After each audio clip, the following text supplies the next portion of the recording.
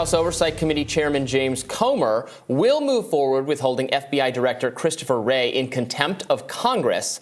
This despite meeting with Wray on Capitol Hill yesterday to view and be briefed on a document allegedly describing crimes committed by President Joe Biden.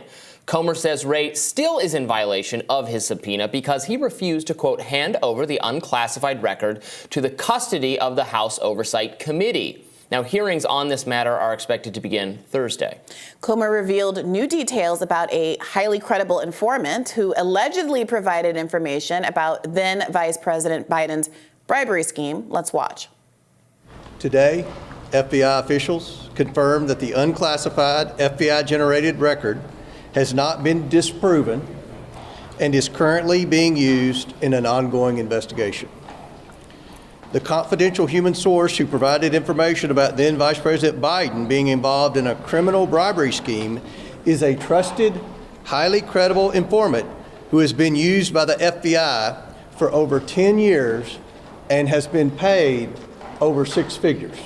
Now, Oversight Committee ranking member and Democrat Jamie Raskin also viewed the document in question and pushed back against Comer's characterization.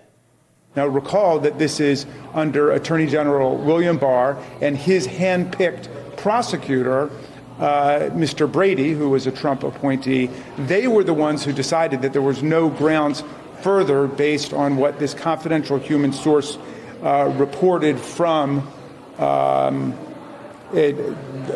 conversation with another person. They decided that there was no grounds to escalate this up the investigative prosecutorial chain. Remember, what we're talking about here is a confidential human source reporting a conversation with someone else. So we're talking about is secondhand hearsay. Yeah, again, and I said this yesterday, just because the Trump people didn't take action on it doesn't mean there's no there. It's fair to bring it up because it might mean that, but it's still worth looking at to see it because, you know, part of the criticism that Trump people have of how things are run is that, well, it's all the actual bureaucrats who do the investigations for the FBI and for other organizations were hostile to Trump and perhaps would be not inclined to pursue something that cast aspersions on Joe Biden, just as they slow-rolled the Hunter Biden investigation, or they didn't want to do it too close to the election. Mm-hmm. And in fact, intelligence officials helped persuade social media companies and the media to suppress the story of the laptop. Now, all that said, that doesn't mean there's necessarily something here,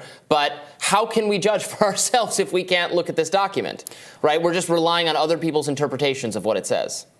Well, let's parse the respective statements of those two gentlemen for a second. Comer's argument is that the unclassified FBI-generated record has not been disproven. Has not been disproven in the absence of much of anything at all. It can feel a little like you're asking that someone prove a negative in order to end the investigation. I would like to see a little bit more, maybe some specific statements about what he believes should be followed up on. Compare that to Raskin's statement, which is having found no evidence to corroborate the allegations.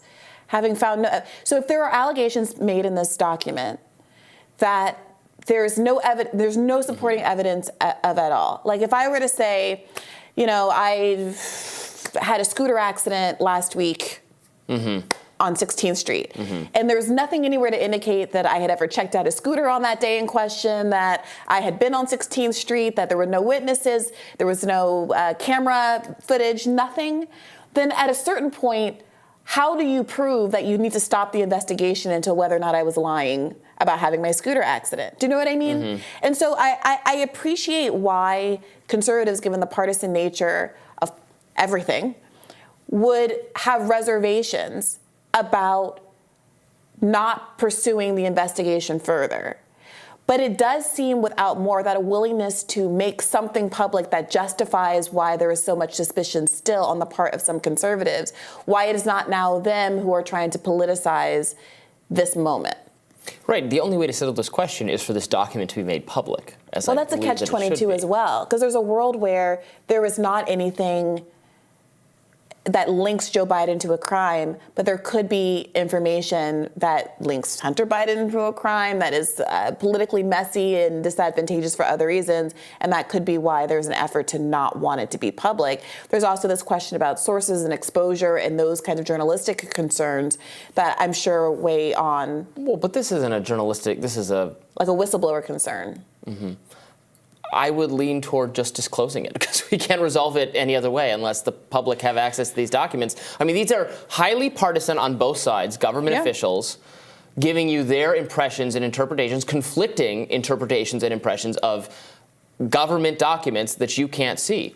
So at some point, I don't trust necessarily James Comer or Jamie Raskin here because Jamie Raskin is just interested in covering for the Biden administration, and Comer is interested in doing whatever he can to make Biden look bad. So I can't tell if there's anything to this unless the public are allowed to view the documents, which they should almost always be allowed to do absent very serious national security concerns or perhaps breaking the privacy of a private American citizen. Yeah, the documents are not classified, point blank, period. So it's Christopher Wray's opinion that you can't see it, really. Right, which is why Republicans are moving forward. Whose interest is that? That's, his interest. And that's why Republicans are moving forward with holding Wray in contempt of Congress.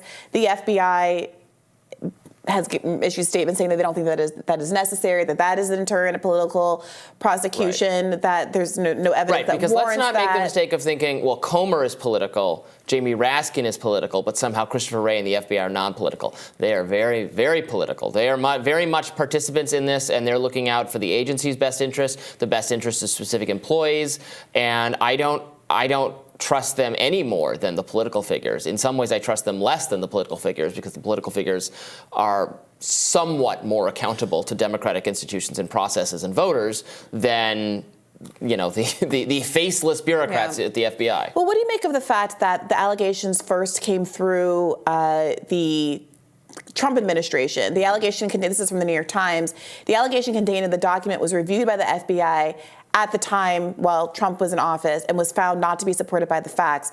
And the investigation was subsequently dropped with the Trump Justice Department's sign-off, according to people familiar with the investigation. At that point, no one has more of a political interest or otherwise in nailing Joe Biden on this sort of a thing. I mean, sure, but is that dispositive to you? Or no, I mean, tons of people. I mean, this does not speak well of Trump's control of his own administration. But tons of federal employees during the Trump administration were working to suppress pro-Trump statements on social media. Right? The whole criticism of what's going on is that the people weren't actually working in service of Trump. They were actually working to undermine Trump. He didn't have a very, he in fact put people in who were contrary to his agenda because he was very sloppy and very careless about this whole thing. But Robbie, I understand that argument. One person is never aware of everything, and especially if you're not the best manager and things can fall through the cracks. But I would expect that a potential smoking gun about Joe Biden's allegedly criminal behavior would be a priority in the Trump administration, something that he did try to shepherd through closely. This is something that Giuliani is shepherding through this whole process, someone who is, for better or for worse, seemingly relatively close to Trump and who had at one time his ear. And a complete moron. And a complete moron. But are we arguing that Giuliani got this information, brought it to the Justice Department, was shepherding it through, and then it was dropped inappropriately because of a biased FBI, and at that time, Trump, Giuliani, none of them wanted to do anything to revive the claim? I mean, I'm not trying to play, 4D chess here. If there's nothing to it, there's nothing to it. Yeah. But we can't make that determination unless we see the document. I think that's fair. Gotta see it. Maybe the pressure of trying to hold Christopher Wray in contempt will lead to some change in decision making on that. But until then, we'll keep our eye on this story, and we'll have more Rising for you right after this.